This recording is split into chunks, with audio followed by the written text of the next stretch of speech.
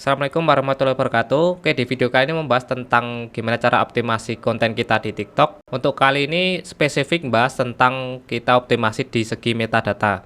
Oke, apa itu metadata? Yaitu nanti segala hal data yang berkaitan sama video yang kita buat di TikTok.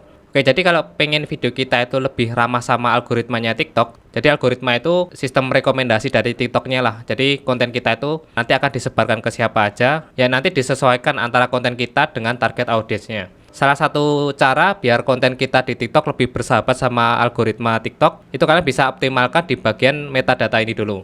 Oke, metadata itu apa aja nanti saya akan lebih detail di sini. Oke, sebagai contoh ini salah satu konten yang saya dapatkan dari hasil pencarian di TikTok. Jadi ini saya nyari tentang rumah minimalis. Nah, ini video ini tampil di paling atas. Ya, jadi sekarang kalian perlu perhatikan ya. Jadi di TikTok itu ini nggak cuma sekedar konten hiburan, tapi juga sebagai sumber informasi, bahkan untuk tempat belajar. Ya, karena konten di TikTok sekarang itu nggak cuma buat seneng-seneng, tapi ada ilmunya, ada informasi yang bermanfaat buat banyak penggunanya di TikTok. Ya, makanya sekarang TikTok itu jadi seperti mesin pencari juga atau cari referensi. Ya, kalian pasti pernah ya nyari kuliner lah, misal cari kuliner enak di Jogja itu pasti ya kadang ada yang nyari lewat TikTok. Nah, nanti akan pasti ketemu beberapa rekomendasi tempat kulineran di Jogja. Ya, makanya untuk algoritma ini dikerjakan sama AI-nya TikTok. Jadi AI itu kecerdasan buatan, itu buat membaca kebiasaan para audiensnya, apa yang disukai, apa yang tidak disukai, atau dia juga mencarikan konten apa yang sekiranya cocok buat penggunanya. Ya, kadang kan kita misal ya, saya sendiri suka konten tentang bisnis. Tapi kadang di FYP-nya TikTok itu sering disodori pas scrolling itu ada konten yang tentang kucing. Nah, itu biasanya saya tonton, sering seneng ya lihat konten kayak kucing kayak gitu. Terus saya bertahan nonton sampai akhir dan nanti pas scrolling lagi ada konten lagi yang berkaitan sama kucing. Ya, kelebihan di TikTok seperti itu. Itu yang menyebabkan para penggunanya TikTok kalau scrolling itu betah banget ya, karena kita disodori konten-konten yang kita minat dan konten lain yang mungkin kita juga minat. Nah, untuk itu sebagai konten kreator di TikTok kalian bisa memahami ini buat nantinya kalian bisa bikin konten yang benar-benar bersahabat sama algoritmanya TikTok. Jadi kita bantu kerjanya AI ini biar lebih memudahkan mengenali konten yang kita buat. Nah, perlu kalian tahu ya, AI di TikTok ini termasuk canggih ya, karena dia di satu grup sama perusahaan yang termasuk terbaik lah di dunia. Jadi nggak heran kalau TikTok ini jadi sosial media yang paling candu karena sistemnya udah canggih banget. Oke, terus yang dibaca sama AI itu apa aja sih? Jadi kecerdasan buatannya dari TikTok itu bisa membaca segala hal di handphone kita. Ya, mulai yang pertama itu bisa tahu perangkat apa yang kita pakai. Jadi bisa tahu oh handphone kita itu Android atau iPhone. Terus kita itu ngakses TikToknya itu dari PC atau handphone itu juga bisa tahu. Saya sendiri juga pernah ngalami pas scrolling itu ada tips yang bahas seputar handphone Xiaomi.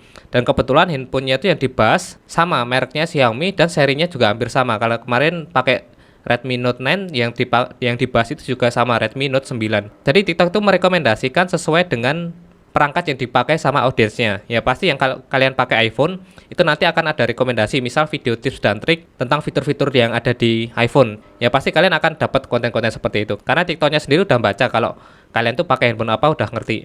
Oke, selanjutnya yaitu secara visual. Jadi di TikTok tuh mereka bisa baca apa yang ada di video ya, mulai dari gambar atau videonya itu ada apa aja di situ ya. Sebagai contoh ya, ini kenapa videonya bisa direkomendasikan ya, karena ini nyambung. Jadi ini bahas tentang dekorasi ya, ini tentang rumah. Nah, dia itu tahu di visualnya itu oh ada gambar ruangan rumahnya, terus ada meja, ada kursi ya. Jadi softwarenya TikTok itu mengenal dari segi objek yang ada di video ya, bisa mengenal dari segi bentuknya. Ya, selanjutnya dari transkrip audio atau pengucapan. Jadi kalau kalian pernah bikin video di TikTok ya, sekarang udah ada fitur auto caption. Jadi nanti kalian ngomong apa di situ bisa kebaca sama TikToknya. Jadi nanti kalian tinggal benerin untuk kata-kata yang kemungkinan salah. Nah, di situ udah kelihatan di TikTok tuh udah bisa baca apa yang kita ucapkan. Nah, makanya kalau kalian bikin konten, usahakan kalian mengucapkan kata yang sesuai dengan konten video ya. Ya, misal sebagai contoh, misal ini bahas tentang dekorasi, ya usahakan ada kata-kata dekorasi, ada kata rumah, yaitu bisa dituliskan di captionnya atau di keterangan teks,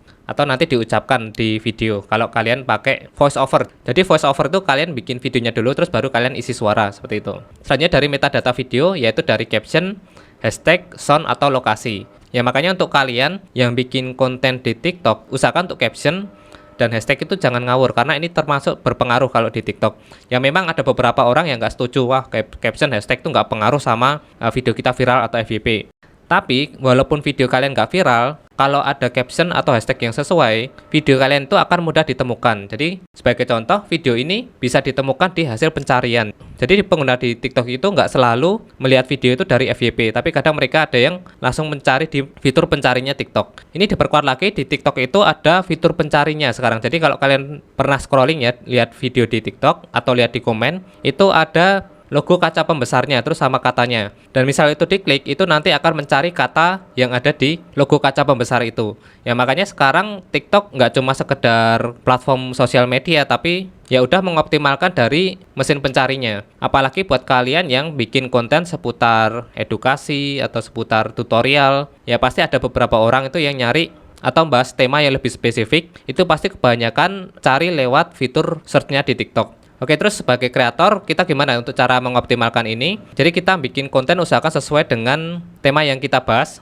Terus kita maksimalkan di bagian metadatanya ini, seperti dari visual, terus teks atau kata yang ada di video, sama caption dan hashtag, itu semua berkaitan. Pernah juga ada pertanyaan, terus kalau dari lokasi emang pengaruh?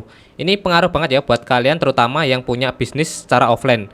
Ya contohnya kayak restoran, bengkel, atau laundry. Ya itu kan karena bisnis offline pasti ada lokasinya. Jadi biar kalian bisa menarget audiens sesuai dengan lokasinya. Nah seperti di fitur iklan TikTok sekarang juga udah bisa menarget untuk lokasi. Karena untuk mengakomodasi buat para pebisnis yang punya bisnis secara offline. Jadi ke depan kalau kalian bikin konten itu minimal ada standarnya seperti ini. Tinggal kalian kemas dalam satu video yang menarik.